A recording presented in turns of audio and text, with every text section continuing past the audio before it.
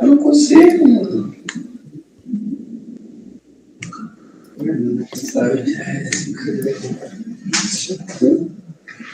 Não vai pular, né? Você também não já comentando isso. Cara, pegou.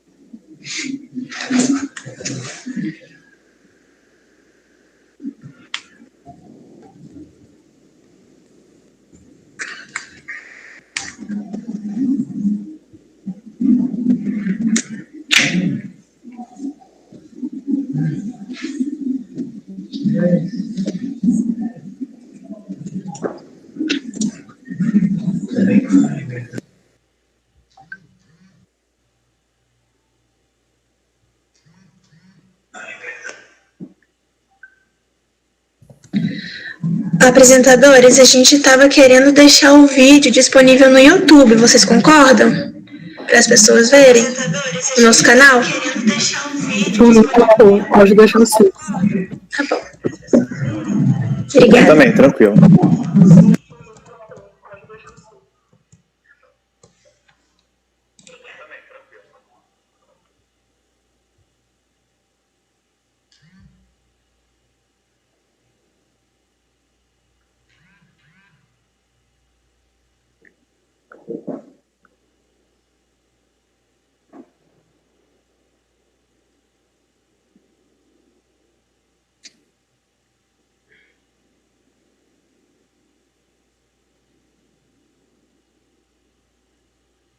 Gente, só para avisar que a transmissão no YouTube já começou, viu?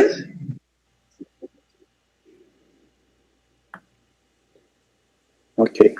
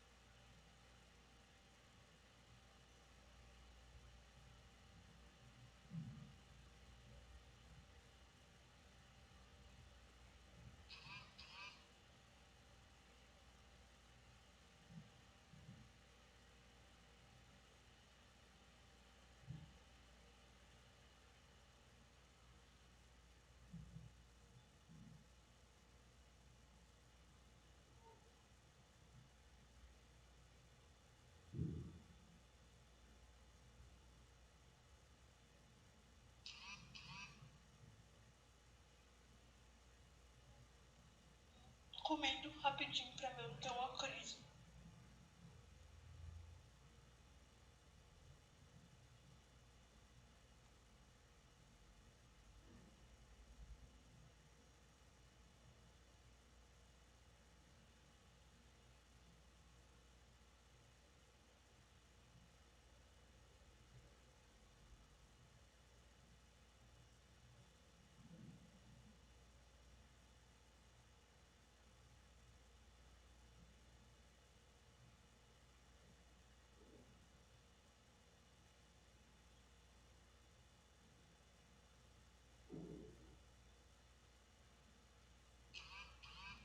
Olá pessoal, sejam bem-vindos, tá? A gente só está aguardando entrarem mais pessoas, mas vocês podem ficar à vontade e ao longo da apresentação vocês podem ir mandando perguntas tanto no chat e o pessoal do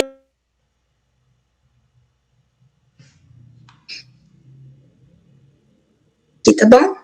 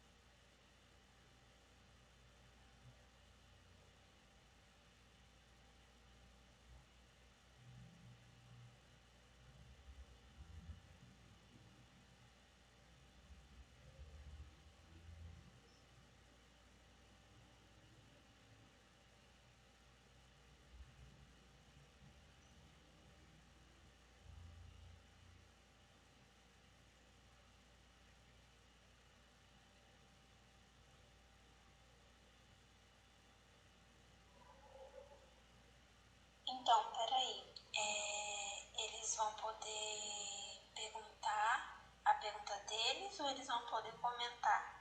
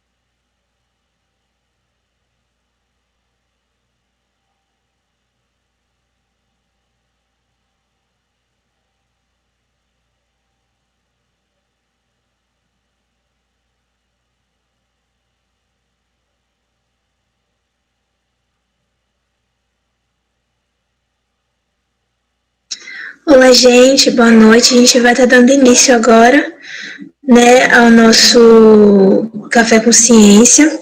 É o 4º Café com Ciência remoto, é o primeiro de 2021. Eu me chamo Harana, sou secretária de Cultura do Centro Acadêmico de Ciências Biológicas Bacharelado, CABIL, da UF de São Mateus. Nessa noite a gente vai conversar sobre a conservação dos anfíbios e répteis no estado do Espírito Santo, com 2 convidados incríveis que desenvolvem trabalhos ainda mais incríveis e fazem parte de projetos muito importantes para a nossa região. São eles a Juliana, do projeto Bromelígenos, que visa pesquisar a ecologia da associação entre anfíbios e bromélias, bem como conduzir atividades de difusão e popularização da ciência, e o Tiago, que é fundador do Herpeto Capixaba, que busca trazer o estado da arte e da ciência atual relacionada à herpetologia no estado do Espírito Santo. A Juliana e o Tiago, a gente pede muito obrigada por aceitarem o nosso convite e a todos vocês que se inscreveram, um muito obrigada ainda maior.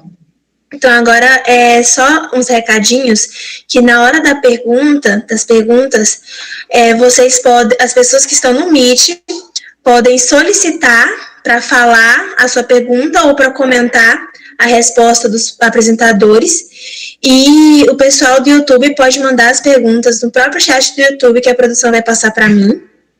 E vocês do Meet podem primeiro, antes de solicitar a fala, mandar a pergunta para a gente, viu? Porque qualquer coisa, se não der para vocês falarem, a gente fala a pergunta de vocês. Agora eu vou dar um tempinho para os apresentadores, eles apresentarem um pouco mais sobre o projeto deles. Fiquem à vontade, Juliana e Tiago.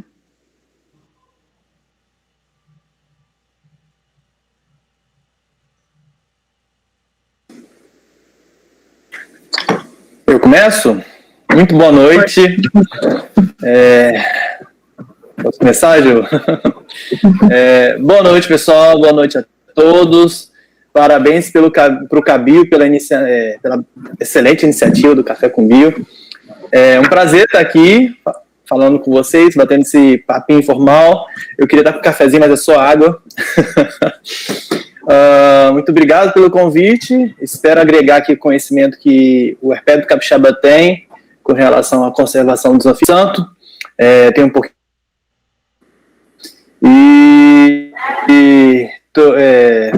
É isso.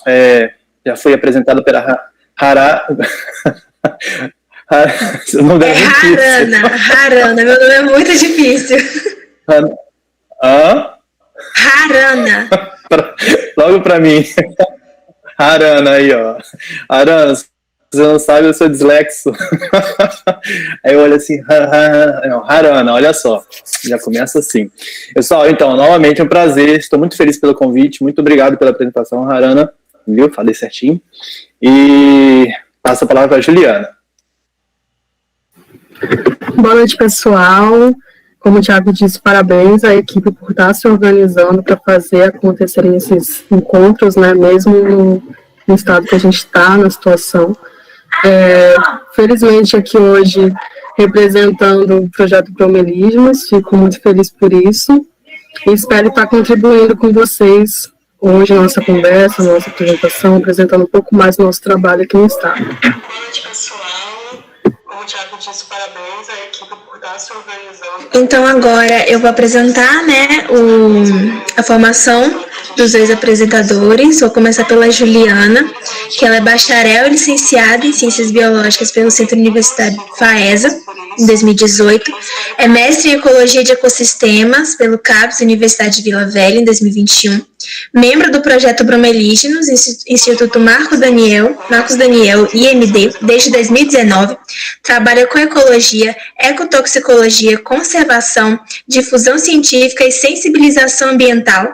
Atualmente, ela trabalha com ecotoxicologia de anfíbios de bromélia. O Tiago Silva Soares, ele é pesquisador, herpetólogo natural de Vitória do Espírito Santo, atua na área de herpetologia nas sub-áreas de taxonomia, morfologia e história natural, desenvolvendo pesquisas técnicas e científicas relacionadas ao conhecimento dos anfíbios e répteis brasileiros, é graduado em Ciências Biológicas, bacharelado e licenciatura pela FAES em 2004, mestre em 2010 e doutor em 2015 em Zoologia pelo Museu Nacional MNRJ,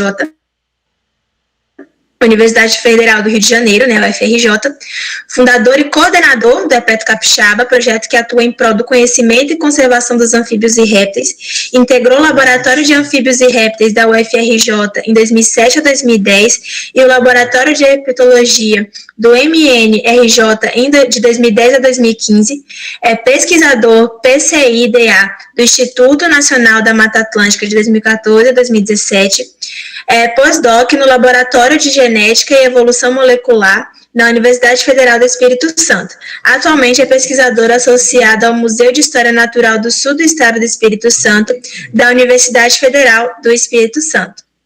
Então, a Juliana pode iniciar com a sua apresentação e, em seguida, o Tiago, e passaremos para as perguntas. Bom, pessoal, eu vou compartilhar com vocês uma apresentação aqui, falando um pouquinho melhor do projeto Bromelismos e como a gente trabalha com fibras de bromélia.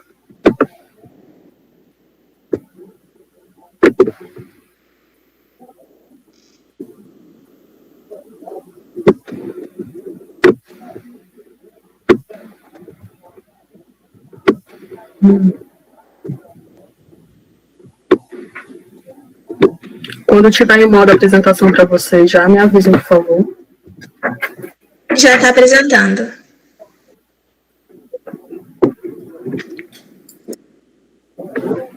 Legal. Então, como a gente está falando, né, eu vou representar aqui o projeto Bromelismos. Eu sou Juliana Alves, faço parte do projeto há 2 anos. E o projeto Bromelismos, ele já está, desde 2012, trabalhando com pesquisas e educação ambiental nesse ramo de conservação de anfíbios de bromélia. Mas vamos falar um pouquinho sobre as bromélias e os anfíbios de bromélia, né? Por que a gente trabalha com eles? Então, a gente tem aí, nas bromélias, mais ou menos 3.500 espécies existentes no mundo. Dessas 3.500 espécies, 1.000 dessas espécies estão na Mata Atlântica, mas 81% delas são endêmicas da Mata Atlântica, né, sendo encontradas apenas aqui. E dessas 81%, 40% estão ameaçadas de extinção. E quais são as principais ameaças que deixam esse estado de quase metade dessas espécies estarem ameaçadas de extinção? São principalmente o desmatamento, né, a perda de território, que vem cada vez mais alta, principalmente quando se trata de Mata Atlântica, que a maior parte já foi devastada, e a extração ilegal de bromélias, né, que é tirá-las da natureza, principalmente para venda, já que tem muito interesse nessa parte ornamental das bromélias, né, que são muito bonitas, várias formas, várias flores, tudo mais. Mas por que elas são importantes do ponto de vista da biologia, né, ecológico?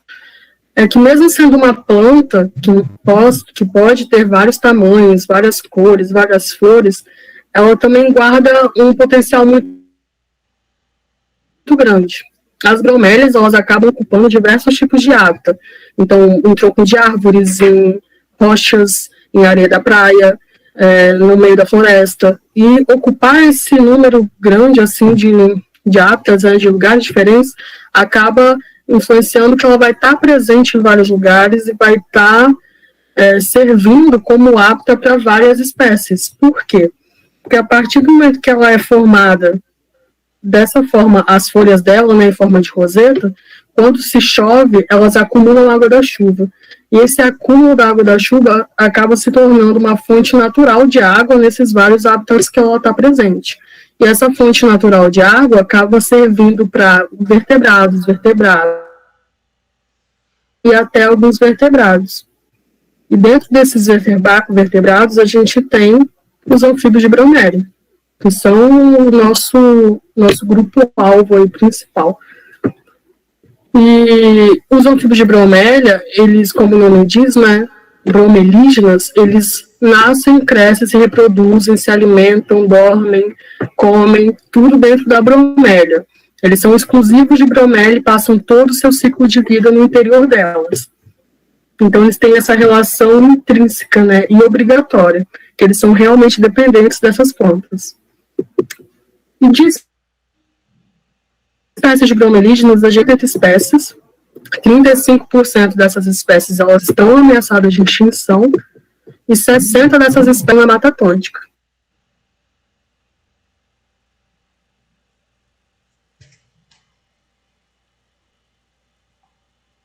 De anfíbios. Então, tem muita coisa a ser descoberta ainda. E como que o projeto Bromelígenas trabalha com anfíbios de bromélias e bromélias? Então, entre algumas das linhas de pesquisa, tem a taxonomia, e até hoje o projeto já participou da descrição de 20 espécies de bromélias, 22 espécies de bromélias, 22 espécies de anfíbios. Entre eles é o Dendropisófilos bromeliáceos, que é a única perereca do gênero Dendropisófilos que é exclusiva de bromélia. E atualmente, o que está mais recente, assim, que os nossos colegas da nossa equipe está trabalhando, é a descrição de mais uma espécie de Crossuractyloides, que é uma marronzinha de bromélia. Além da taxonomia, a gente também trabalha com a linha de pesquisa na evolução. E aí se investiga a seleção de bromélias, temperatura, salinidade, oxigênio dissolvido, todas essas condições que são bem diferentes dentro da bromélia, ela acaba criando um ecossistema próprio. Então é investigado como que os animais se comportam nessas condições, quais são as suas preferências. A interação social e territorialismo, então tanto a interação entre a espécie, né, quanto com outras espécies que estão ali dividindo o ambiente. E o cuidado parental, que é o cuidado tanto dos girinos quanto dos ovos. E atualmente, um trabalho que está sendo feito nessa linha de pesquisa é a descrição de campo de história natural de uma espécie de Frixiana, que também é uma espécie bromelígena. Outra linha de pesquisa é de mudanças climáticas e bioacústica. Nela, o objetivo é o monitoramento das espécies para ver como elas estão se comportando diante dessas mudanças climáticas. E para isso a gente utiliza 2 aparelhos, principalmente, que é o ROBO, que é esse primeiro aparelho.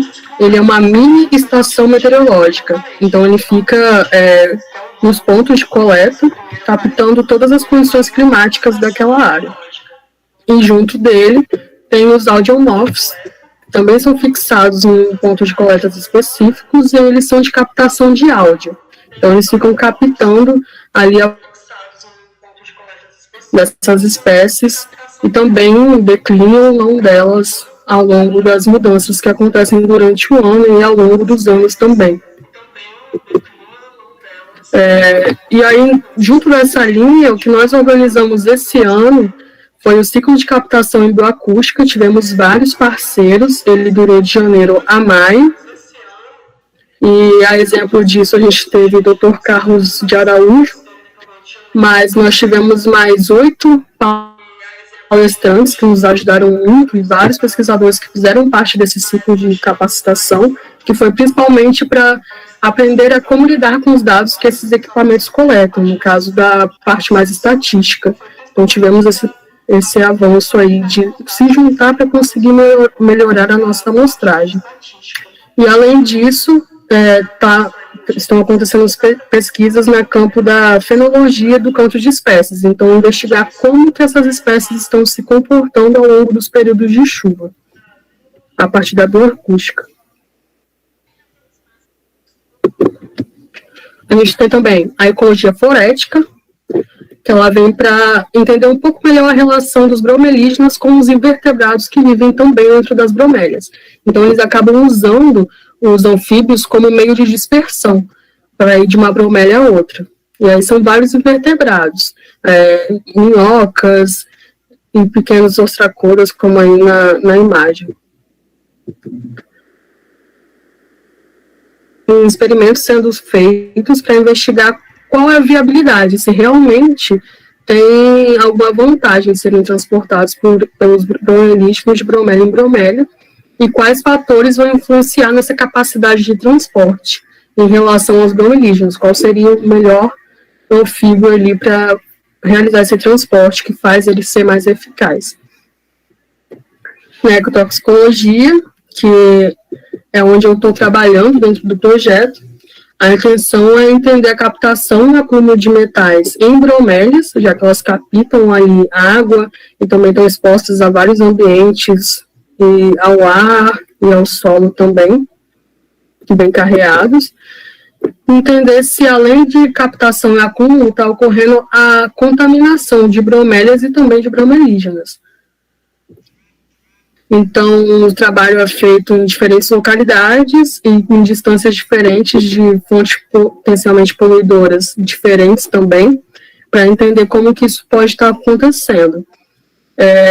Foi tema do meu mestrado, a gente começou a fazer essa investigação, que é uma pioneira aqui no estado, mas a ideia é continuar para conseguir investigar melhor os efeitos que esse metal está causando de fato em bromélias e bromelígenas, não só a sua presença, entender um pouco mais quais são essas fontes carreadoras, quem leva o metal até as bromélias e até os anfíbios, e melhorar um pouco sobre a hipótese de armadilha ecológica, o que vai ajudar a entender se realmente essa contaminação por metal coloca em risco anfíbios e bromélias, e daí acabar gerando documentos para servir como auxiliadores na gestão ambiental e mitigação desses impactos, né? Depois de entender o quão sérios eles podem ser ou não. Além disso, a gente tem a ciência cidadã. Na ciência cidadã, a gente faz monitoramento da distribuição de anfíbios junto aos moradores das áreas rurais, geralmente, que estão mais próximos de áreas mais preservadas, e aí esse monitoramento é feito pelo recebimento de fotos, vídeos e áudios. E daí acaba rolando a troca de informações, uma sensibilização, porque a partir do momento aplicativo que está presente na Play Store, eu não sei se está também para o iPhone, mas acredito que sim. E lá tem a página do projeto onde todo mundo pode contribuir, fazendo reconhecimento de espécies, também mandando algumas informações e entrando diretamente em contato com o projeto para fazer essa contribuição. No caso, no iNaturalist, o projeto faz a captação de informações de anfíbios de bromélia exclusivamente. Já o outro projeto, que é junto com o Instituto Nacional da Mata Atlântica, é o Cantoria de Quintal, que ele já abrange outras espécies, né, além de bromelígenas, principalmente na região de Santa Teresa. E eles fazem essa captação principalmente de áudios, né, e vídeos para conseguir, por meio da bioacústica, junto com a ciência cidadã, fazer essa coleta de dados também. E os números para entrar em contato com o Cantoria de Quintal são esses ao lado, além da página do Instagram, né.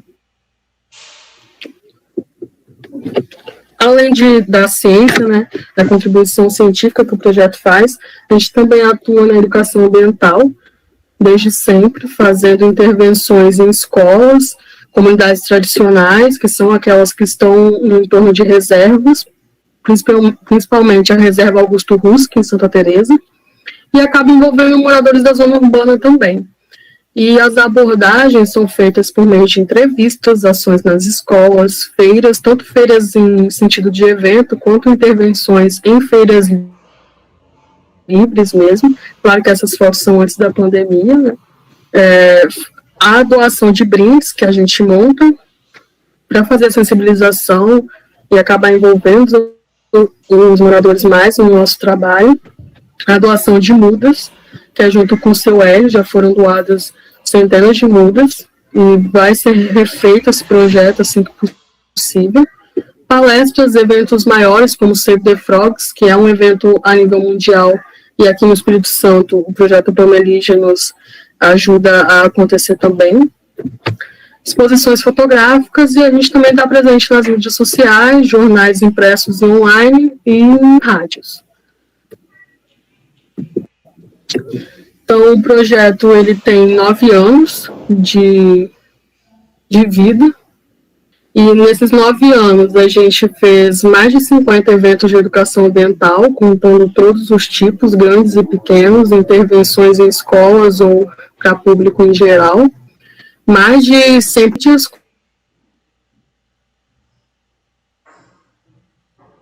científicas, e mais de 20 mil pessoas atingidas por eventos de sensibilização. Então, um pouco da nossa equipe, tem bastante gente que contribui.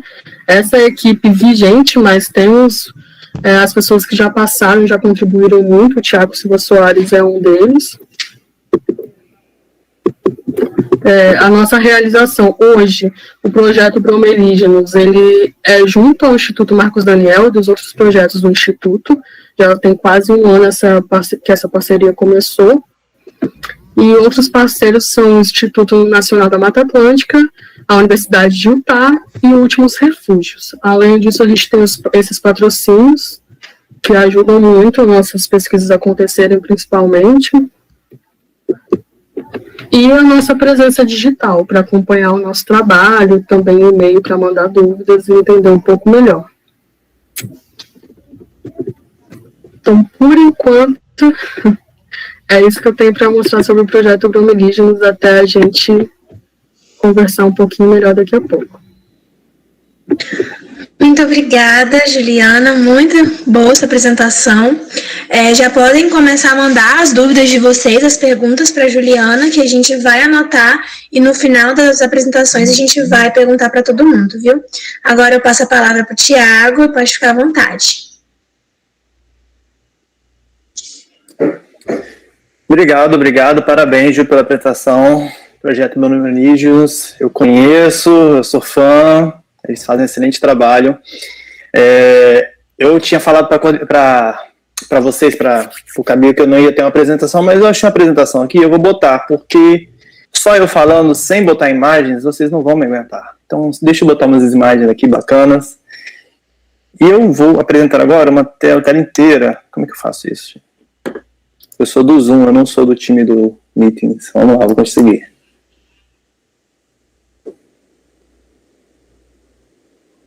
Vocês estão me vendo, tá? Vocês estão vendo a apresentação, pessoal? Tá pronto, agora apareceu a apresentação. Falhou, não entendi, estão? Apareceu. Tá bonitinho já. Tá bom, então, obrigado. Vou começar. Eu botei no modo que eu não consigo ver vocês. Qualquer coisa me avisa aí, tá bom? Pessoal, então boa noite. Já foi apresentado, então vou direto ao assunto para falar de conservação de anfíbios e répteis no Espírito Santo. Tem vários projetos que nós podemos citar, várias pessoas, pesquisadores, mas nesse momento aqui vou falar sobre o Herpeto Capixaba e o trabalho que a gente vem desenvolvendo desde quando ele foi fundado. O Herpeto Capixaba é um nome curto, né, que é o oficial hoje em dia, de um projeto intitulado Herpetologia no Espírito Santo, desbravando da diversidade às adversidades. Eu vou explicar isso ao longo dessa apresentação. Repetindo aqui um pouquinho, eu sou doutor pelo Museu Nacional e fundador do Herpeto Capixaba, né, coordenador também. E, em geral, vocês estão me vendo aqui apresentando dessa forma, mas eu prefiro estar no mato, bem sujo, de preferência atrás dos anfíbios e répteis, isso desde 2002, né, na minha graduação aqui na FAESA. Eu sou capixaba e formei na FAESA. E eu fui fazer o meu mestrado e doutorado no Rio de Janeiro, como a gente falou, e isso é importante porque eu, depois de 9 anos lá, não imaginava que ia voltar para o Espírito Santo. Mas sim, eu voltei porque eu passei no concurso do Instituto Nacional da Mata Atlântica, que é um antigo Melo Leitão, você já conhece o novo nome, né? Talvez alguns de vocês nem sabem que era o Museu de Biologia Melo Leitão, galera mais nova. E quando eu cheguei lá, depois de anos fora da minha terrinha, eu percebi o quanto, né, conforme eu fui trabalhando aqui, pesquisando, eu percebi o quanto de lacuna que ainda existia relacionado à fauna de anfíbios e répteis do Espírito Santo. Então eu voltei para cá em 2015 para 2016, mas só, como vocês podem ver, em 2017, observando essa falta de informações que ainda tinha, o projeto Herpeto Capixaba foi fundado. Essa é a data de aniversário dele. Essa data de aniversário é importante também, 1º de outubro, na verdade, pessoal. Depois eu vou falar dela mais no final. E o Herpeto Capixaba, ele se baseia em 3 pilares principais, que podem parecer meio clichê, mas a gente usa eles, né, esses pilares, e sem eles, eu acho que não dá para caminhar. Hoje em dia, né, pensando em pesquisa e conservação na área acadêmica, sem um setor de pesquisa, um de ensino e difusão. O que seria isso? Mas detalhadamente eu vou falar adiante. Mas vamos lá, vamos esmiuçar esse título, né, do Herpeto Capixaba, né, desbravando da diversidade às adversidades. A diversidade, pessoal, é tudo que eu aprendi desde então, desde quando eu formei na graduação e fui fazendo mestrado e doutorado. Né, eu sou taxonomista, eu estou indo no mato fazer inventários, buscando espécie nova, novos registros, dados de história natural. Então isso é o que eu sempre soube fazer. Só que quando eu voltei para o Espírito Santo, eu tive um insight, algo que na verdade eu pensava desde o Rio de Janeiro. Porque é algo que a gente sempre bota nos artigos, sempre bota. Isso agora, esse trabalho de inventário, esse trabalho de taxonomia, vai ajudar na conservação da espécie. Eu falava, por que eu não estou fazendo a conservação também? Porque eu sempre jogo para os outros. Né? Você sente que é isso? Agora você pode trabalhar aí, gente, conservar o bicho, porque eu estou descrevendo a espécie ou eu estou mostrando que ela agora existe no Rio de Janeiro. Sempre martelou isso na minha cabeça. Só que minha escola era taxonomia, história natural. Ficava só nessa vontade. E, no momento que eu cheguei no Espírito Santo, percebendo essas lacunas de diversidade, que é o que eu sempre fui fazer, eu comecei a completá-las, preenchê-las. Então, aí começaram a surgir. As lacunas são essas. E assim começaram a surgir pesquisas em cima delas. Então, vamos lá. Distribuição geográfica, história das espécies. Para quem exatamente história natural é saber onde o bicho está habitando, o que ele se alimenta, com que espécies ele interage, como ele se interage com a mesma espécie, né, os indivíduos da sua espécie. Aí entra em interações ecológicas. Dieta, mencionei, anatomia, taxonomia, bioacústica, molecular, por aí vai embora. Isso é a diversidade de um grupo, né? Você está descobrindo tudo que está, não é só as espécies que existem, mas tudo que está envolvendo com relação a isso. Mas aí que entra a conservação, e aí que entra aquele incômodo que sempre existiu em toda a minha vida. E a conservação, e quem vai fazer isso? E aí que entra a palavra diversidade. E aí foi que, pela primeira vez, eu comecei a trazer conservação para a minha vida. Já adianto que, por conta da escola que eu vim seguindo, eu não sabia nada de conservação, e só foi possível trazendo para próximo de mim pesquisadores que trabalhavam com conservação. Foi aí que veio o projeto Bromelígenos, veio o projeto Caimã, veio Últimos Refúgios, veio vários outros parceiros pontuais, outros projetos que colaboram hoje em dia com a gente está conhecendo a diversidade do espírito. Tem que entender que efeitos deletérios estão por trás do que a gente tem encontrado, porque a gente começou a encontrar, por exemplo, malformações. E aí, gente, não é só encontrar malformação e descrever. O que está acontecendo com esses animais que estão malformados? Será que é um efeito de um agrotóxico? Será que é um parasita? Será que é um vírus? Será que é algo bem local ou está acontecendo em toda a Mata Atlântica, em todo o estado? Outros efeitos deletérios que a gente foi encontrando, né, conforme o time da Herpeto Capixaba foi começando a pesquisar, óbvias, mas a gente tinha que estudar, né, as adversidades que estavam compreendendo isso, como, por exemplo, atropelamento. Atropelamento, você vê um animal por mês, quiçá por dia, dependendo do trajeto da sua vida. E no Espírito Santo é diferente, tem bastante animal atropelado, tem bastante anfíbio e réptil, tem vários estudos sendo feitos com relação a isso, buscando mitigar esse atropelamento. Vou dar um exemplo no final, bem importante, que está rolando atualmente, que é importante que todos vocês fiquem sabendo o que está acontecendo. Outras adversidades a gente foi notando, né, ou começando a estudar, as pessoas já sabiam dela, mas começando a estudar. Espécies invasoras, como iguana. Iguana é brasileiro, mas ele não ocorre naturalmente no Espírito Santo. E aqui no Espírito Santo há várias populações. Caça, como do jacaré, a caça, como do teiu. Então foram efeitos deletérios que a gente foi juntando junto com a nossa pesquisa e assim começando a trabalhar a conservação das espécies no Espírito Santo. Com relação a preencher lacunas, esse mapa aqui, à esquerda, ele mostra aonde está o Espírito Santo. Então você, aluno de graduação, pensa assim, esse pessoal mais velho já mostrou tudo, não acho nenhuma área que não esteja mostrada. Pessoal, nos pontos vermelhos é onde estão as concentrações de amostragem de herpetofauna no Espírito Santo. Então olha só o quanto ainda tem para mostrar. E quando a gente começou a mostrar essas áreas, a partir desse mapa aí, olha o que a gente começou a encontrar. Novos registros para o Espírito Santo. Então aqui eu estou com 2 exemplos, de uma rã, Peptodactylus mistacinus, e de uma serpente, Dipsas micani, que ocorre no Brasil inteiro, em vários estados, mas não ocorriam no Espírito Santo. Por quê? Porque historicamente o Espírito Santo não era tão bem amostrado, e onde é amostrado, é sempre amostrado, sabe? Estava concentrado num pedacinho só. Esses 2 animais eu achei lá nessa parte de cima do mapa, onde está mais branquinho, mais clarinha, mais ou menos perto de São Gabriel da Palha, e não lembro o nome do outro município agora, mas a região norte do Espírito Santo é pouquíssimo mostrada, e no momento que a gente começou a mostrar lá, encontramos novos registros para o Espírito Santo. Imagina quantos outros a gente pode encontrar, começar aí nas fronteiras de espécies que são conhecidas para a Bahia, para Minas Gerais ou para o Rio de Janeiro, e que não ocorrem no Espírito Santo. E só não ocorrem ainda porque falta amostragem. E isso tem sido comprovado por vários outros pesquisadores. Tem pesquisadores no sul do Espírito Santo, do Herpeto capixaba e de outra equipe também, por exemplo, da Jane Oliveira, que está chamando de um monte de espécie nova mesmo, está sendo descrita, e registros novos para o Espírito Santo. Então está faltando a amostragem.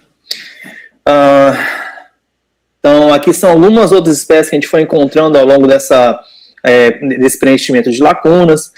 A Ju citou alguns aqui que estão ilustrados, deu branco agora. Enfim, pessoal, tem várias espécies que estão sendo encontradas de alguma forma, desde que não eram encontradas há muito tempo, espécies de distribuição no Espírito Santo, espécies novas e espécies que eram conhecidas, mas eram raras e a gente não sabia nada sobre a história natural, sobre tudo isso que eu falei, anatomia, dieta, por aí vai. Isso é fazer pesquisa, é fazer conservação, a grosso modo. Os resultados disso estão saindo em publicações, em livros, em capítulos, em artigos, em notas, e mais para frente eu vou falar também de difusão científica. Então também está sendo jogada para o público, para o leigo, né? O leigo deve cada vez mais se aproximar da ciência, e é nossa missão. Eu acredito que todo cientista tem que aprender a fazer uma difusão científica, porque conversar com o cientista, a gente não faz conservação, não faz gestão, não mitiga, não faz ações necessárias para a conservação, né? A gente tem que começar a trazer a nossa linguagem científica para o público, que vai ter voto para melhorar isso, e também para os tomadores de decisões, que vão ter o poder para tomar decisões. Aí está a difusão científica. Estou tentando ser breve aqui, por isso estou um pouquinho mais acelerado do que o meu normal.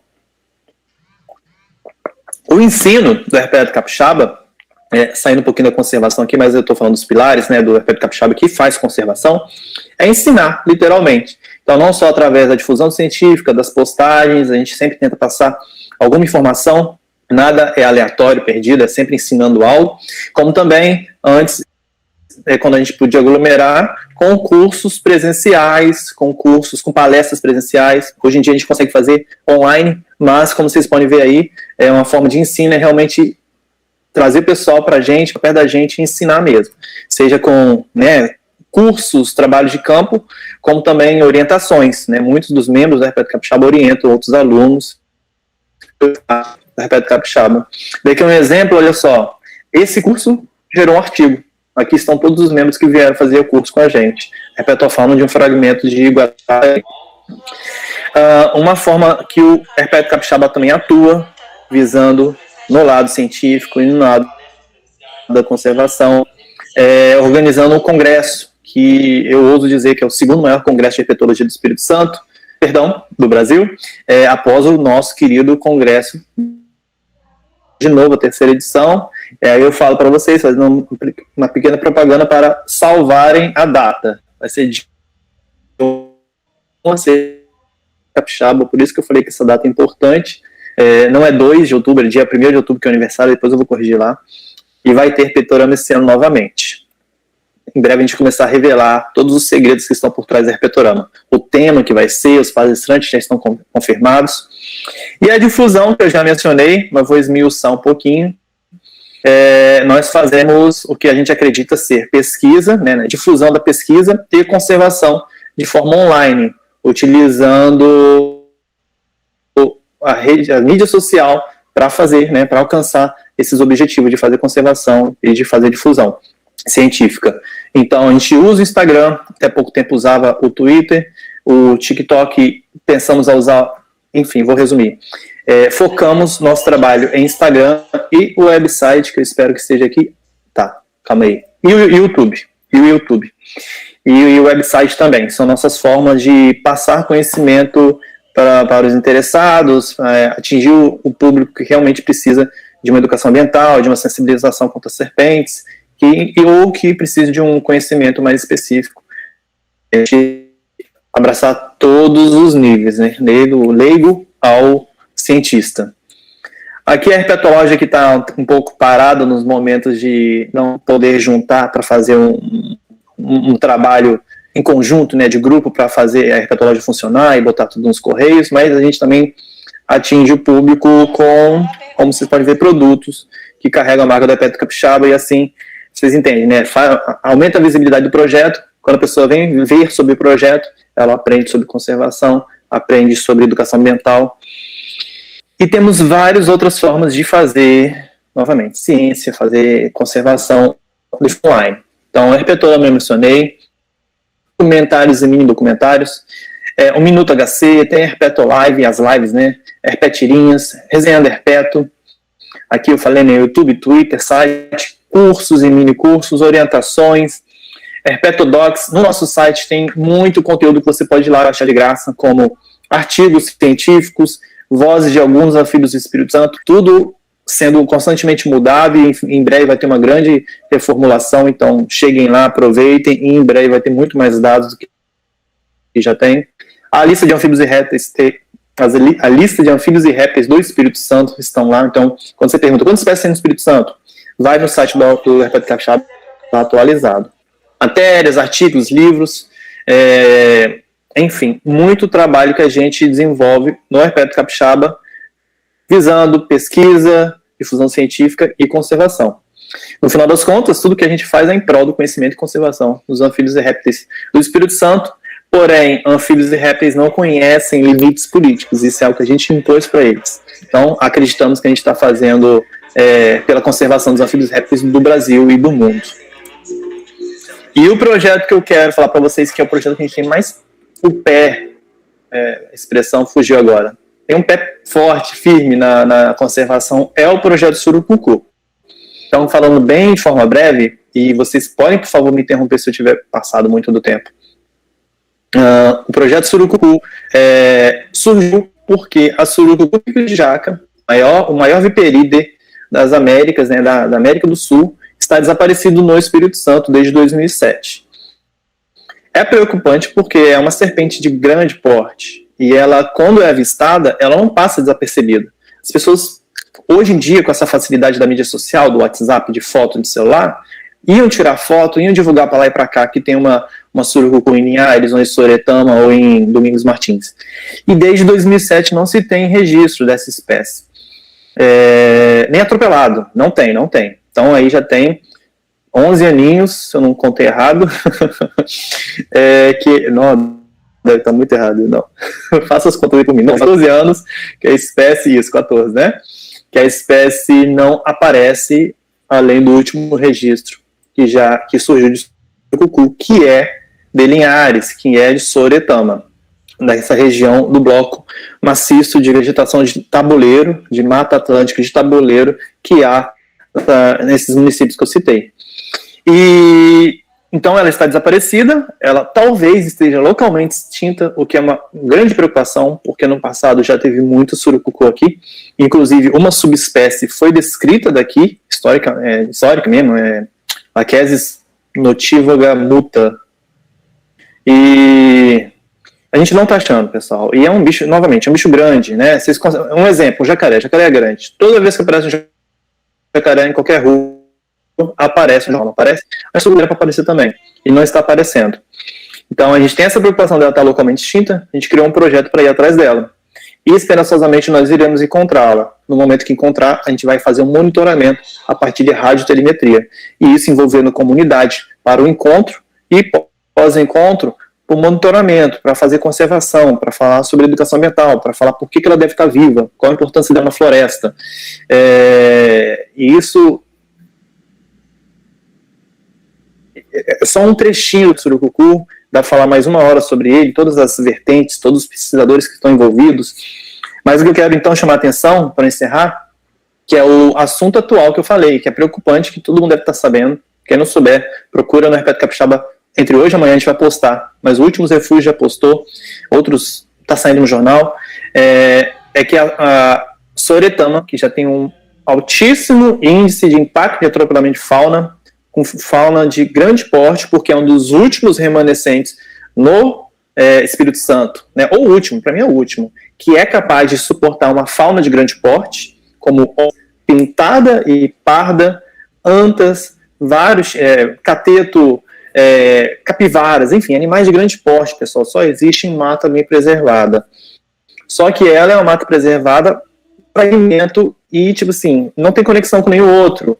E ainda assim, tem uma rodovia que constantemente está matando animal, e só aparece na mídia os animais de grande porte. Os nossos pequenos, que são os anfíbios e répteis, que é o grupo que eu trabalho, nem aparece na mídia, mas são vários, milhares. A gente está fazendo esse estudo, são centenas de milhares de animais atropelados. Os anfíbios não conseguem nem recuperar. Quando tem um boom explosivo, é centenas de indivíduos atropelados numa só noite. Então, porque eles não têm escamas, né, não tem uma camada protetora de epiderme, enfim, que nem a gente tem pelos e aves têm penas, os anfíbios não têm, né, de queratina, que eu queria dizer. Eles em um dia já vão embora lá, né, já degradam. Enfim, é muito animal que a gente nem fica sabendo que morrem. Estamos aguardando a última decisão do IBAMA se ela vai ser duplicada ou não no trecho de Soretama. Porém, a nossa expectativa, /esperança, era que houvesse um contorno, e que o contorno passasse bem longe de Soretama. Mas não é o que está acontecendo, e a gente vai fazer uma forte pressão para que o IBAMA repense essa decisão e faça assim um contorno, e que tente fazer uma reforma nesse trecho da BR-101 que atravessa Soretama, que vire uma estrada ecológica, sabe? Com túnel, plantando vegetação por cima, enfim, uma estrada ecológica, o Espírito Santo servir de exemplo no mundo inteiro, fazer um efeito positivo, sabe? Servir de exemplo, mas vamos seguir guardando a cena dos próximos capítulos. Encerrando por aqui, fazendo mais um jabazinho da Herpetorama, dei um print aqui na data, falem com a gente do Herpeto Capixaba, nossos contatos, e terminei a apresentação, pessoal. Voltando aqui. Não sei se eu fui muito acelerado, caso algo tenha passado batido. Não, foi perfeito, obrigada. Muito obrigada, Thiago. Agora a gente vai passar para as perguntas. Obrigado, já Arana. Tem uma aqui no Meet. A primeira pergunta não tem direcionamento, é da Carolina Cavassani. Então, eu suponho que é para fazer para os dois, né? Para os dois responderem. Qual a justificativa para o fato do Espírito Santo ser tão pouco estudado na área da herpetologia?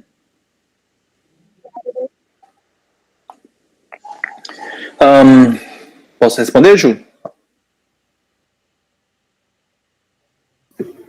Pode sim. Vou começar respondendo. Essa aqui é a primeira. Tá bom, obrigado. Pessoal, tão pouco estudado na área de herpetologia. Nós temos um histórico interessante de herpetólogos que residem no Espírito Santo, historicamente, mas ainda assim é um número baixo, e herpetólogos que vieram desde a época do descobrimento, desde a época dos grandes naturalistas, que vinham para cá pesquisar, eles passaram pelo Espírito Santo, que não tiveram nenhum naturalista dando, e pesquisaram um monte, só que sempre foi de forma pontual. Eles vinham de forma pontual, faziam grandes amostragens e foram embora. E isso foi assim até, vou dizer recentemente, né, pensando da época de 1800, 1700 para cá, só recentemente que teve um boom de herpetólogos residentes ou naturais do Espírito Santo. Então, até antes disso, era só amostragens pontuais. De clássicos pesquisadores, de grupos de pesquisas, como o Museu Nacional, lá no Rio de Janeiro, né, o Museu Nacional da UFRJ. A gente fala Museu Nacional do Rio de Janeiro, é um erro. Eu tenho essa missão de corrigir. Mas o Museu Nacional, no Rio de Janeiro, classicamente vem pesquisar muito o Espírito Santo. O pessoal da Rural, no Rio de Janeiro também, veio pesquisar muito. São Paulo, aqui também, Miguel Fosse veio bastante no Espírito Santo. Mas, novamente, eles moram em outros estados. Um paralelo é a pesquisa em São Paulo sempre foi muito forte, lá é bem amostrado, isso não quer dizer que tem muita coisa para descobrir ainda. No Rio de Janeiro também é muito bem amostrado, as regiões lá dos arredores, tem vários grupos de pesquisa lá, né? Lá na Amazônia também, alguns trechos da Amazônia são muito bem pesquisados, mas ainda assim eles têm muitas lacunas. Se for falar com o INPA ou com o Museu Nacional, eles vão falar assim, Rio de Janeiro tem muita coisa para descobrir, a Amazônia também mais ainda, mas é por conta disso, a gente nunca teve um grupo tão forte de herpetólogos, né? A gente tem cientistas, tem zoólogos, tem vários grupos de pesquisa aqui há anos, mas não tão forte quanto está tendo nas últimas décadas, aqui nas últimas 3 décadas, pelo menos. E agora, sim, se a gente conseguir traçar um nível de publicações vindas do Espírito Santo, de residentes, de capixabas, esses últimos 30 anos dão um pico de tudo que já existiu. Comparativamente em outros estados, por exemplo, eu diria que o Rio de Janeiro foi sempre um nível crescente, assim, enquanto a gente, numa curva, né, deve dar um pico, assim. Não tem dados estatísticos para isso, mas eu posso chutar que seria uma curva bonita dessa forma, que a pesquisa no Espírito Santo avançou muito nas últimas décadas e por conta que agora nós temos projetos, nós temos centros de pesquisas, laboratórios, que têm herpetólogos morando aqui. Obrigada, espero ter respondido. Ju, você quer contribuir? Eu concordo, né, com a fala do Thiago. A visão que eu tenho, além disso, como quem está no começo, né, da carreira de herpetólogo aqui no estado, é justamente essa falta que só está começando agora, de ter um laboratório que trabalhe com herpeto. Por exemplo, um laboratório de herpetologia nas universidades, atualmente, 2021, não existe. Então, isso já acaba defasando muito, porque a gente, dentro de um laboratório, fica direcionado aquele trabalho a uma equipe totalmente dedicada àquilo, e quando fica separado, continua o trabalho, continua, mas não é aquela mesma força. Então, faz bastante diferença.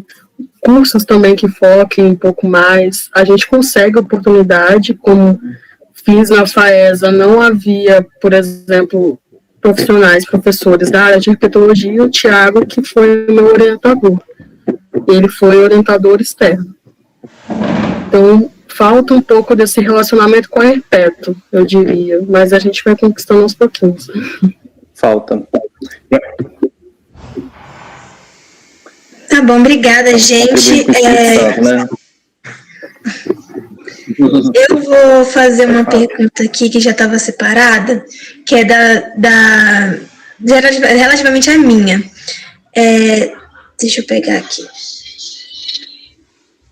A gente quer saber qual a maior dificuldade em trabalhar em conservação no nosso estado.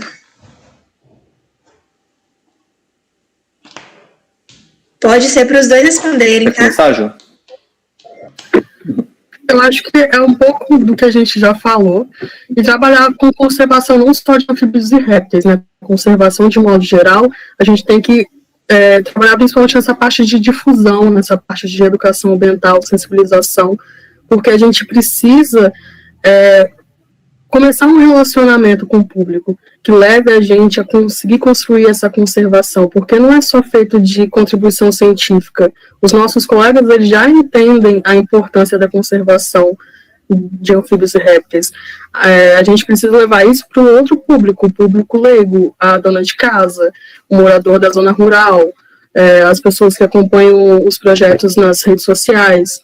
E fazer esse diálogo é muito importante também, respeitando essas pessoas que podem contribuir com a gente também, com muito conhecimento. Principalmente se tratando de moradores de zona rural, que têm aquele conhecimento do convívio ali. Então, acho que uma dessas dificuldades da conservação é a gente conseguir, resumindo o que eu falei, né, fazer essa relação com o público, em geral, ficar mais íntima, ficar mais fortificada.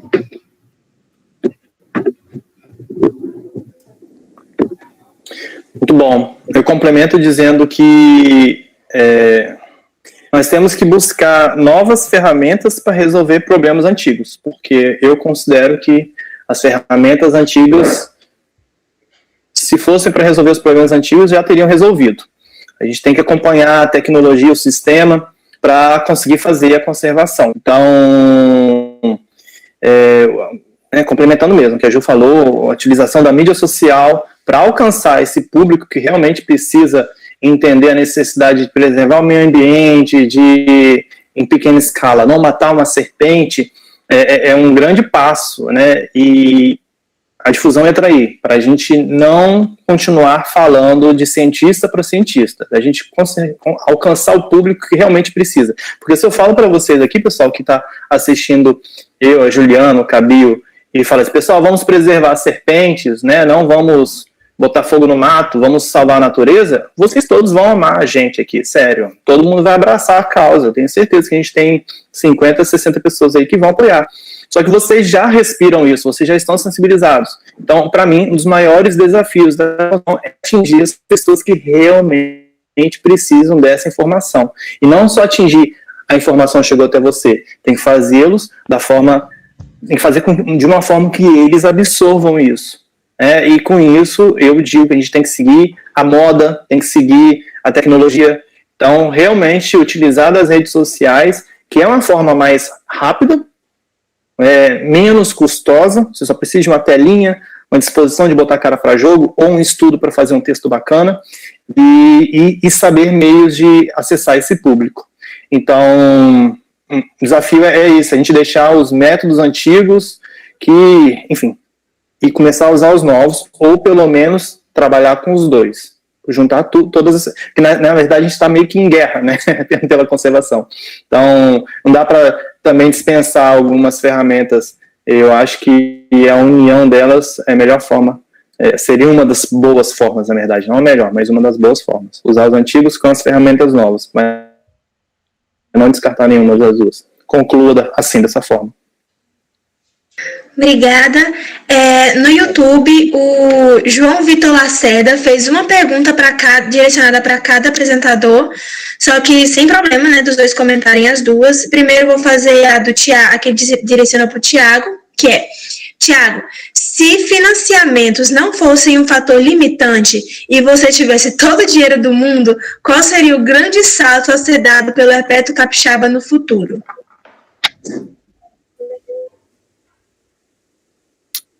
Ótima pergunta, Johnny. Muito bom, muito bom. Esse grande salto é um salto que nós estamos buscando dar sem o dinheiro. Nós temos planos grandes, bem grandes, ousados, e estamos concretizando ele, de formar um instituto de pesquisa, mas o instituto de pesquisa. E de uma forma bem... Aí talvez, né, de repente mesmo o Johnny, mas algum de vocês já me conhece, eu sou um cadinho megalomaníaco. Então, esse seria o salto ousado, realmente pensando em algo grande. Então, o Instituto de Pesquisa, quando o dinheiro não é o problema, e seguindo a tecnologia, as ferramentas que estão surgindo ao favor da conservação, que a gente já vê que funciona muito no favor das coisas... que servem, vou falar aqui do Instagram, gente, as coisas que viralizam, né, as bobeiras às vezes, né, as modas, por que não usar isso para conservação? É um dos nossos objetivos. Então, ter um instituto sério de pesquisa e conservação e que está totalmente antenado e com dinheiro para investir nesse tipo de ferramenta e fazer conservação, eu acho que a gente atinge até o Papa e consegue fazer com que ele tire a serpente da Bíblia. Eu falo isso brincando, mas não. Que um dos grandes problemas de matança da serpente é o tanto que ela está em religiões, enfim, não vou aprofundar muito nisso, mas você sabe, né? Por que você tem medo de serpente? Quem tem medo de serpente? Está na nossa, o tempo todo, né? São animais estigmatizados e por conta de cultura, de religião, ou porque nem sabemos, mas é. Então, é isso. Um instituto de pesquisa com um setor sério, bastante com conservação. Eu, atualmente, não consigo mais não trabalhar com conservação. sou um taxonomista, eu vou para o mato, eu entendo a importância da coleta. Tem muita gente que se choca às vezes quando descobre, mas você coleta, você está fazendo conservação? Eu sim, por causa da importância da coleta, né? Sem alguns animais coletados, não dá para fazer conservação. É uma outra discussão que preciso de outro momento desse aqui. Mas também dá para fazer conservação sem coletar, que vai ser o caso da surucucu, é um animal ameaçado de extinção, a gente não pretende coletar nenhum, pelo contrário, a gente pretende que todas fiquem bem vivas, esse é o nosso objetivo. Mas é isso, Johnny, a resposta para a pergunta. Espero que tenha atendido a expectativa aí, se você não pensou algo muito mais maior, muito mais mega que isso. Obrigada, Tiago. Ju, você quer comentar a pergunta do João ou eu já posso partir para a sua, para que ele fez para você? Sobre isso de ter todo o dinheiro do mundo, é bem o que o Tiago falou, imagina sedes com todos os equipamentos, toda a estrutura para receber pesquisadores, fazer parceria, uma equipe que realmente entenda dessa parte de mídia, porque a gente toma um baile, eu pelo menos, agora que a gente está tendo que se adaptar com a pandemia, é um baile que a gente toma nessa área, enfim, fazer de tudo para crescer. Pode passar para a próxima. Sim. Perfeito. Vou ler aqui a pergunta que ele fez para a Ju. Ju, como exatamente você avalia a presença do metal na bromélia e nos sapos? Pelo que tem visto até agora, a coisa está muito feia. Nossos sapos e bromélias estão em risco por conta disso? Então, como que a gente avalia, né? Primeira coisa. A gente fez coletas compostas. Já que a bromélia é um universo, né, um micro-universo, como eu estava citando antes na apresentação, a gente faz uma coleta que pega a amostra da folha, da matéria orgânica, né, o detrito que fica acumulado no fundo, que vem acumulando do vento, que vem trazendo, carregando esse material, da água que fica acumulada e também do anfíbio, que no caso eu trabalho com Florides luteus, que é esse aqui atrás de mim, que é um anfíbio muito bem distribuído na costa do Brasil e aqui no Espírito Santo também, né? A gente consegue encontrar ele com muita facilidade em vários pontos. Então, como o Tiago falou, em alguns trabalhos a gente realmente precisa fazer a coleta, e no caso do meu, esse é um, para avaliar a contaminação, se tem a contaminação, né, no tecido desse animal. Então, essas amostras são levadas ao laboratório, a parceria com a UFES, inclusive, e lá a gente analisa a presença e a concentração de metais. No mestrado, eu avaliei 12 metais diferentes. Agora, no prosseguimento do projeto, a gente vai selecionar os metais que são mais importantes, assim, ao nosso ver, diante da primeira coleta. E qual que é o estado? A gente acabou descobrindo que é até mais sério do que já se esperava.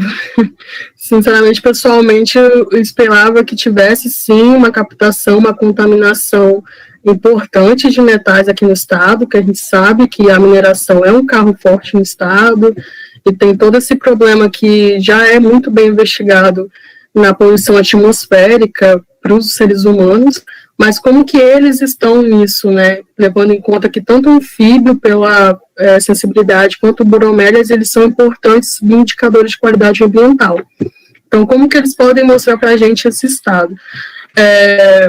Falando sobre os meus resultados do mestrado, a região aqui da Grande Vitória foi uma das principais, teve concentrações bem elevadas, concentrações acima do permitido pela legislação do CONAMA. A gente pôde relacionar as diferentes áreas com diferentes fontes carreadoras, então áreas onde eram mais próximas a rodovias, os metais mais presentes também eram metais advindos de rodovia, como pneus e emissão de gás carbônico pelos carros. Só que a gente teve uma surpresa. Um dos pontos era um ponto numa região serrana e rural, onde a gente achava que ia ter um pouco menos dessa influência de metal. E acabou sendo a área onde os anfíbios estavam sendo mais afetados. No caso, no tecido de anfíbio, bromélia, água e as outras amostras foram realmente a grande vitória.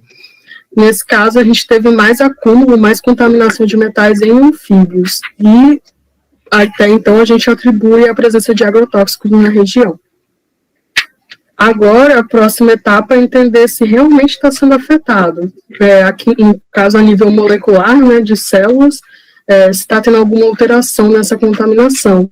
E também entender um pouco mais da onde que vem esse metal, se vem da chuva, se vem do solo, se vem do ar, e conseguir entender um pouco mais qual é o nível desse estrago, se realmente elas estão correndo perigo. As bromélias são da Achmeia blanketiana, elas são bromélias comuns, até então a gente não conseguiu observar, nem teve tempo de observar algum dano. Já no Phlorides luteolus, aparentemente, ele está aguentando também esse estado, mas Phlorides luteolus, apesar de ser comum, ele, pela IUCN, ele está em declínio. Então é interessante que a gente investigue mais a fundo qual é o tipo de dano. E espero ter mais respostas agora que a gente vai continuar com esse trabalho. Respondido? Obrigada, Ju. Muito bem respondida. Agora a gente tem uma pergunta da Larissa Nunes. Quando presenciais, sobre o herpeto, tá? O herpetorama. Quando os presenciais, os cursos acontecem em quais cidades? Falhou para mim, eu só peguei metade. Quando presenciais, os cursos do herpeto, eles acontecem em quais cidades? Os presenciais, tá. Cursos presenciais do herpeto, onde nosso coração estiver apontando nessa época.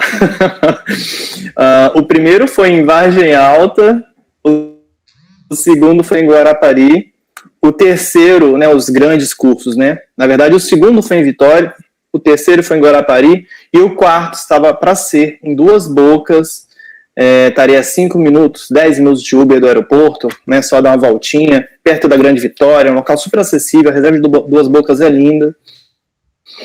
Então, estávamos todos animados para realizar esse curso, ia ser para 20 pessoas, mas era em abril, né, foi em abril de 2020, né, quando deu o pico da pandemia, pouco depois, claro, foi em fevereiro para março.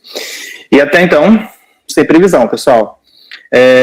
Se eu fosse pensar no próximo local, como eu estou morando em Guarapari, e geralmente eu tomo frente do curso, embora o curso de Cariacica, quem estava tomando frente, são as recém-biólogas do herpeto capixaba, que são a Letícia Watanabe e Beatriz Brito, defenderam ontem com nota 10, parabéns para vocês, meninas. Elas estavam organizando, mas o próximo eu estou com vontade de tomar frente e vai ser em alguma região aqui de Guarapari. Sempre o máximo de próximo do aeroporto, que eu sei que tem gente que vem de longe, mas para os capixabas aqui, que talvez seja a maioria, qualquer busão chega em lugar, né, gente? Então, quando estiver liberado a gente aglomerar, vai ter curso da herpeto capixaba com muito gosto, que seja em breve. Obrigada. Agora eu vou fazer 2 perguntas em uma, que é direcionada para os dois, e é o seguinte: vocês são otimistas em relação à descrição de novas espécies nos próximos anos, visto que o Espírito Santo tem uma grande área remanescente de Mata Atlântica? E qual foi o maior perrengue que vocês já passaram em campo?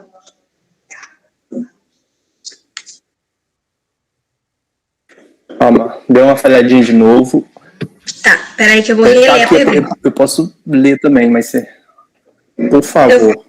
Eu vou reler aqui. Vocês são otimistas em relação à descrição de novas espécies nos próximos anos, visto que o Espírito Santo tem uma grande área remanescente de Mata Atlântica? E qual foi o maior perrengue que vocês já passaram em campo?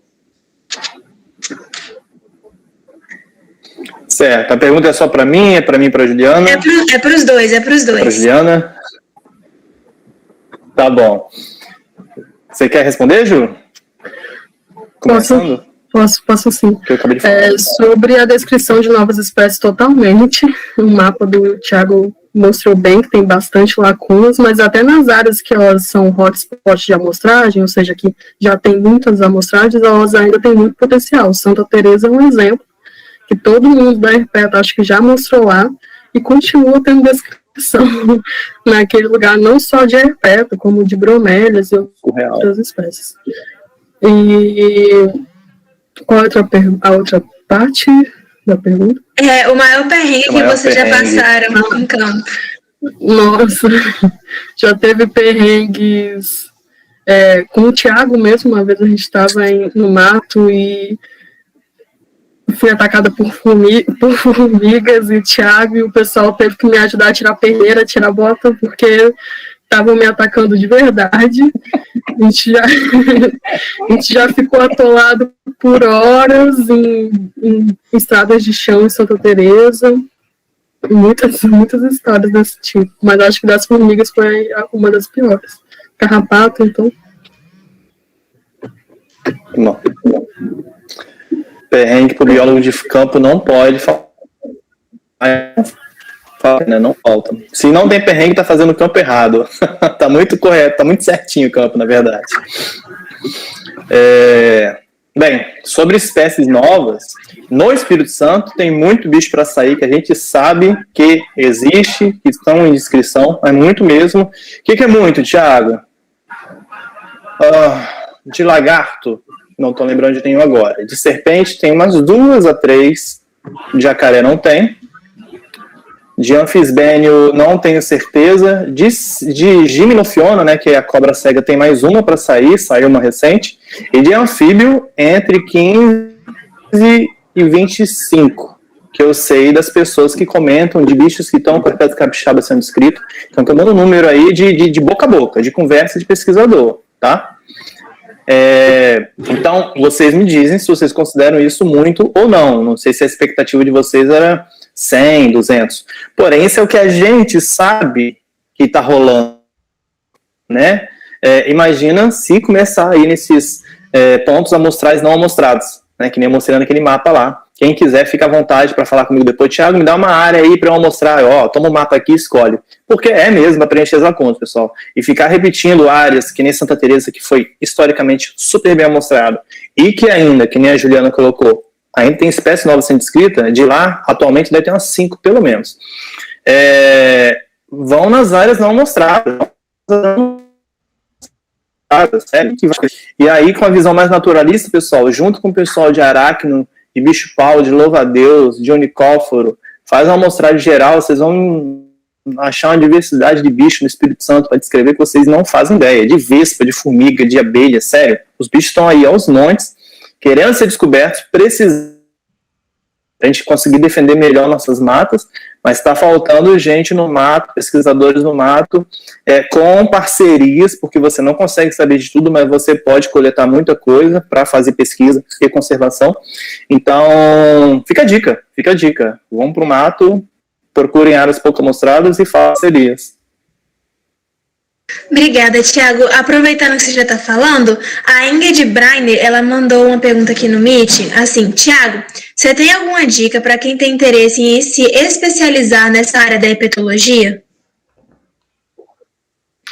Ingrid, uma dica, eu tenho, o que não seria uma dica, porque não é dica, é meio que o trajeto, né, o ideal, então, você, desde a graduação, começar a frequentar os eventos de herpetologia, sejam eles online ou presenciais, que no momento que você faz um presencial, você começa a criar um network e conhecer outras pessoas que falam a palavra da herpetologia, procurar pesquisadores que possam te orientar ou te orientar na área, se não tiver na sua instituição, você vai para a seja à distância, seja, enfim. No Espírito Santo atualmente tem muito, né? Imagino que você está falando do Espírito Santo, não sei. A partir disso, né, de uma orientação, de um TCC com herpetologia, por que não um mestrado em herpetologia também? Imaginando que você quer continuar na área acadêmica.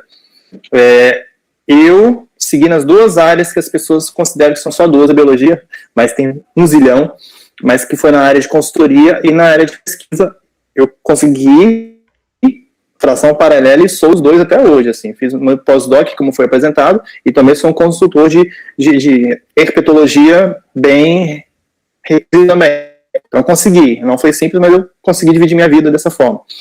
Então, o meu mestrado foi importante para eu aprender mais sobre herpeto e identificar melhor os bichos. Mas eu tenho parceiros que são ótimos herpetólogos consultores que não se especializaram, então um não limita o outro.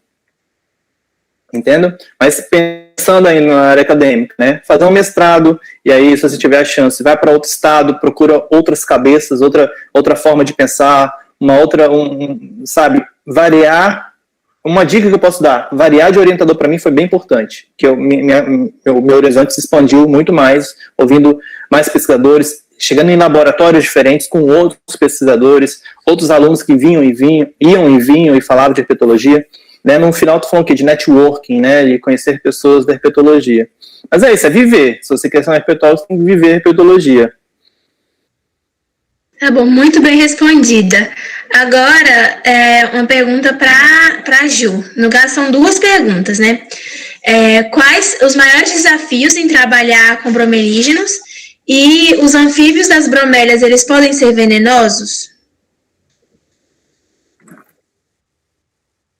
Ju, seu áudio está mutado. Dê uma falhadinha para mim, Ju. Pronto. Quanto aos desafios, eu acho que não é só o desafio do bromelígenos, é desafio de todo mundo que trabalha com ciência, seja de que taxon for, que é dinheiro, né, gente?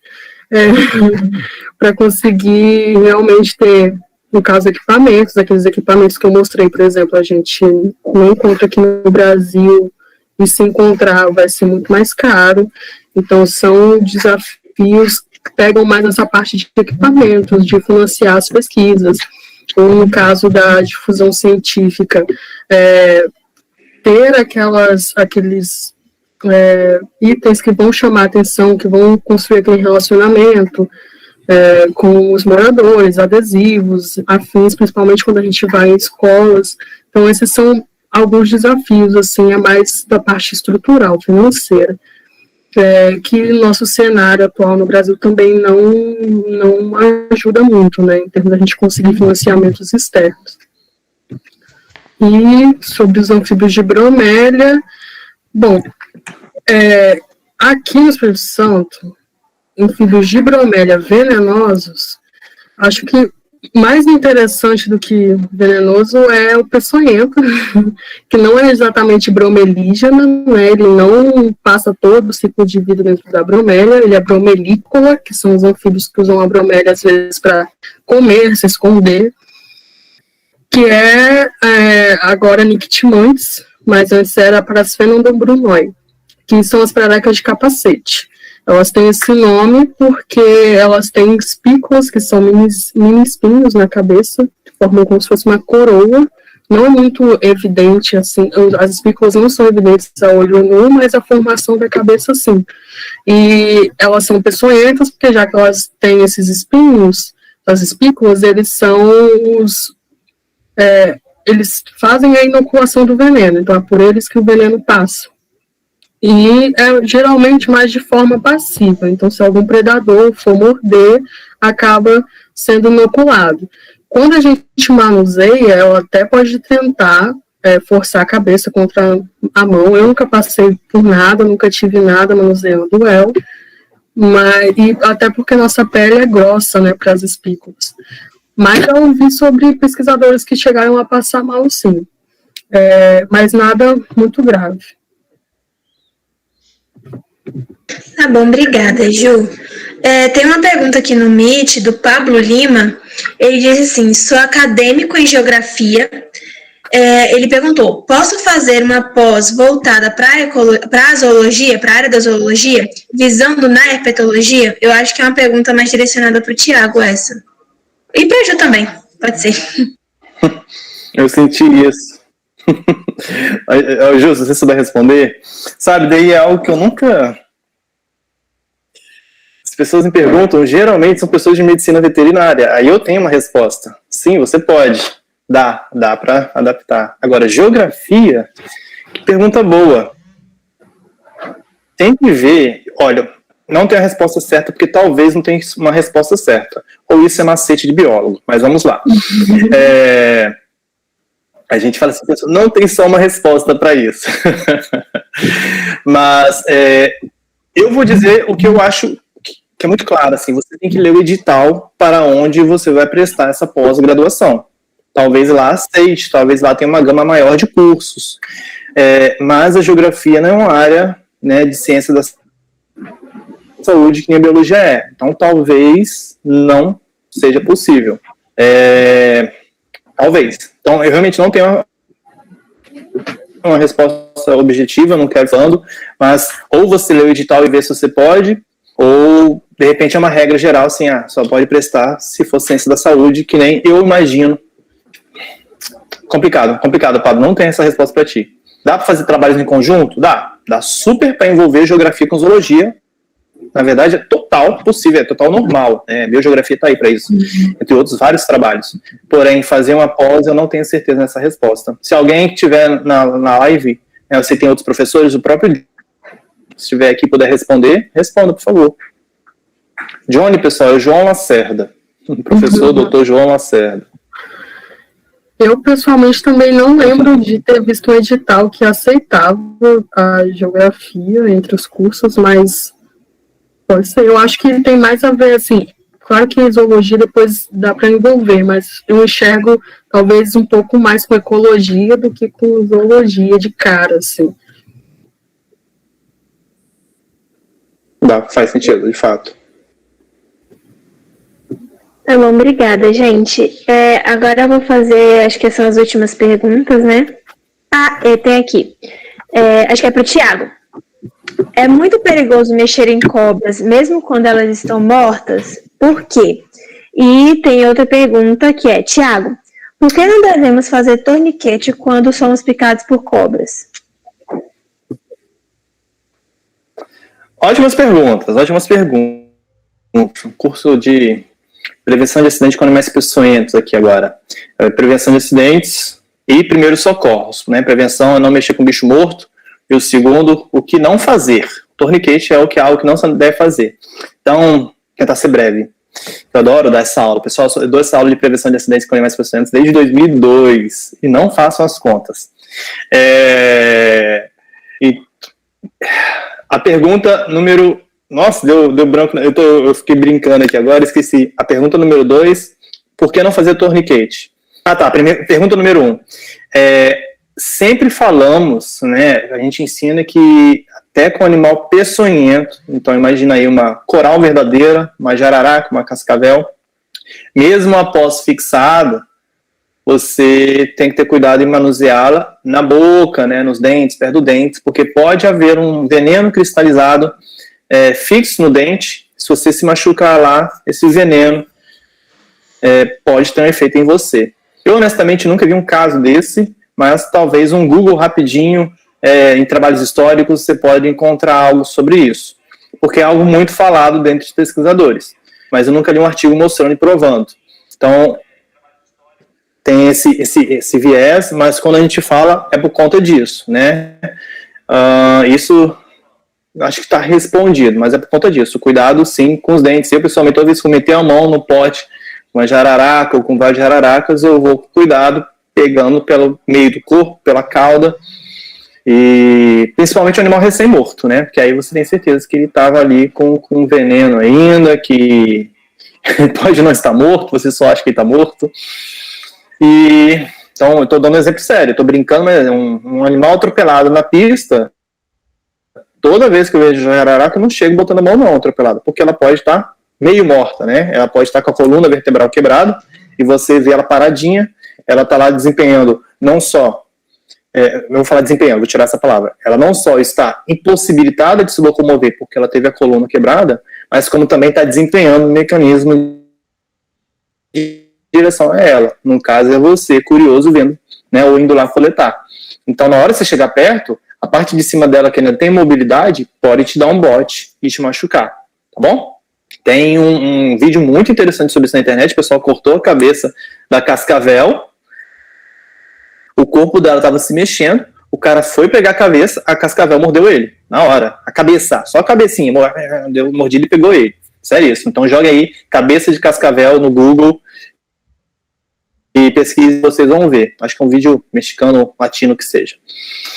A segunda pergunta, torniquete, pessoal, torniquete. Então vamos lá, a maioria, o torniquete foi uma técnica adaptada do exército americano, e isso não está errado, né, para serpentes de outros países, no exército americano, porque lá a ação, na maioria das serpentes que causam acidentes sofídicos, é uma ação X. Né? Vou terminar assim, vou trazer para as nossas brasileiras. A maioria das serpentes que causam acidentes no Brasil são de ação proteolítica, são de ação que come a célula, que digere a célula. Então, no momento que você leva uma picada na mão, o veneno vai começar a agir comendo a célula, né? Começa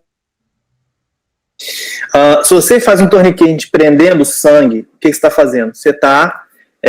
o sangue não está mais circulando e está com todo o veneno na mão. Né? Na mão. Então, ao invés do veneno estar circulando e, eu gosto de dar esse exemplo, comendo um pouquinho do seu corpo inteiro, do seu membro inteiro, ele está acumulado numa área, comendo muito de uma área pequena, que seja o pulso.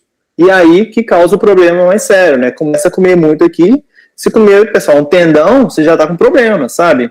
Então, você não prende o sangue para que o veneno corra mesmo, para que o veneno vá se distribuindo ao longo do seu corpo, destruindo um pouquinho de várias células, ao invés de destruir muito de poucas células. E com isso você também se hidrata bastante. Para quê? Para a água diluir o veneno dentro do seu corpo. Essa é a regrinha básica de não fazer torniquete e o que fazer em caso de acidente com animais com serpente peçonhenta. Muito interessante, muito obrigada. Por que não corta? Agora acho que são as últimas perguntas até agora, né? Que é para Ju, e é sobre bromélias. É recomendado ter em casa ou não? E outra pergunta que é da Larissa, né? As bromélias atraem esses anfíbios peçonhentos? Se sim, seria perigoso ter em casa por conta de animais domésticos?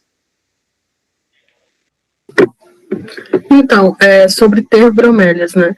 Bromélias são lindas, já são aí difundidas na jardinagem para colecionadores, né, há muitos anos.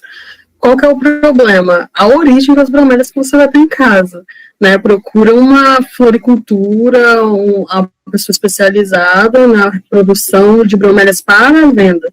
O que não pode fazer é ir no mato e pegar as bromélias de lá. E aí pode até levar bicho junto. Tem um caso que eu acho que até o Thiago explica melhor, do Filodix parar no Rio de Janeiro desse jeito, não é? Não sei se é o Filodix mesmo, mas algum anfíbio foi parar no Rio de Janeiro por causa de levar as bromélias sem esse cuidado. Então, assim, pode ter bromélia em casa, mas sendo de origem legal e que seja especializada nisso, né? É fácil encontrar bromélias até em supermercado para vender. É bem difundido mesmo esse uso. E sobre ter as bromélias atraírem, as bromélias elas vão atrair os bichos de várias formas, principalmente por acumularem água, né? É uma fonte de água muito importante. Eu falei mais dos bichos que moram dentro da bromélia, mas até na mata, as bromélias que são epífitas, né, que ficam atreladas ao tronco, elas servem como fonte de água para gambá, macaco, por exemplo. Então, elas atraem nesse sentido, sim. Sobre a Nyctimantes brunoi, né, que é a perereca de capacete que eu citei, dificilmente ela vai aparecer se você morar em zona urbana. Mas se for uma zona assim mais próxima à natureza, né, ela pode sim aparecer, e é complicado com animais em casa, porque gato, cachorro, se morderem, eles vão ser envenenados, sim. Assim como acontece com o sapo-boi, que não é bromelígeno, mas sempre está por aí, é mais comum. Para a gente não faz mal nenhum, assim, pode ter uma irritação se a gente esfregar o olho, mas aí é só lavar. Mas para gato e cachorro é bem perigoso, a partir da mordida, né, que aí mais veneno é inoculado. Inoculado não, é digerido ali na hora da mordida. Bom, obrigada. Eu acho que se encerraram as perguntas. Acabou a nossa sessão de perguntas, e eu queria pedir muito obrigada a vocês dois por aceitarem o nosso convite. Foi assim uma palestra incrível, muito explicativa. Eu mesma amo essa área, eu queria me especializar em herpetologia, ainda quero me especializar em herpetologia.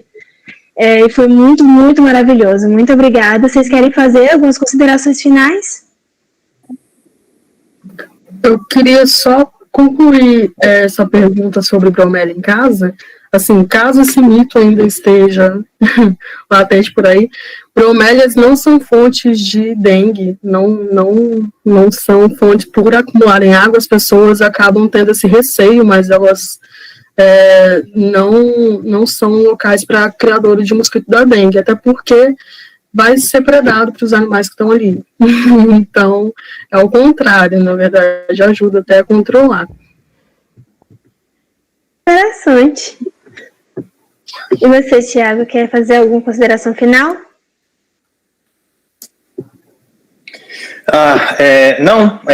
Se o comentário comentário final de agradecimento, é isso? É nesse momento que nós estamos? Pode ser.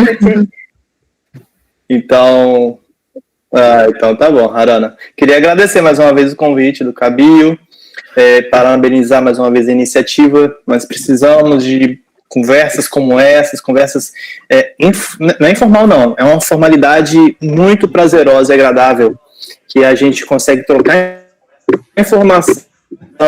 Você pergunta que às vezes as pessoas carregam durante anos, ou descobriram a graduação e não tem uma forma fácil de perguntar, e nesse momento várias perguntinhas e dúvidas vão sendo esclarecidas.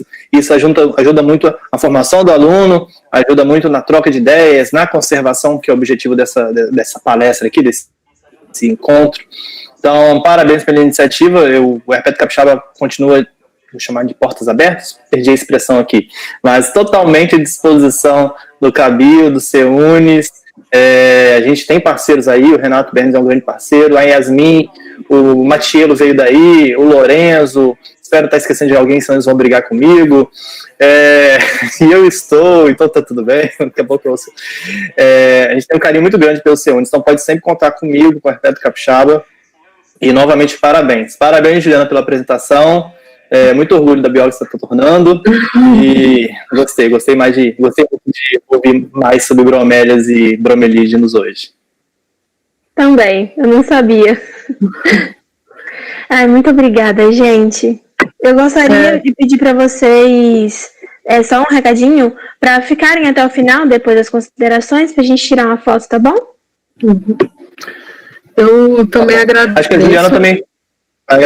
Também agradeço a organização, a todo mundo que está aí assistindo a gente até agora, e tanto aqui quanto pelo YouTube, tá aqui apresentando também junto com o Thiago, significa bastante, né, já que eu comecei com ele também nessa vida de herpetóloga, então é muito bom. E sigam, né, o Herpeto Capixaba e também o Bromelígenos nas redes, acompanha nosso trabalho, que a gente tem certeza que dá para acrescentar muito, assim, conhecimento, curiosidades, tudo mais. E pelo e-mail, ou seja, direct, enfim, vocês podem entrar em contato que a gente responde, a gente ajuda, e o que tiver precisando, a gente está aí também. Muito obrigada, gente. Siga o Cabio no Instagram também. Agora a gente está encerrando oficialmente o nosso quarto Café com Ciência Remota. Eu peço muito obrigada tanto aos apresentadores, tanto ao pessoal que se inscreveu e fez presença aqui no Meet e no YouTube. Gente, obrigada. Botei para botar no som ligado aqui. Aí, valeu, pessoal.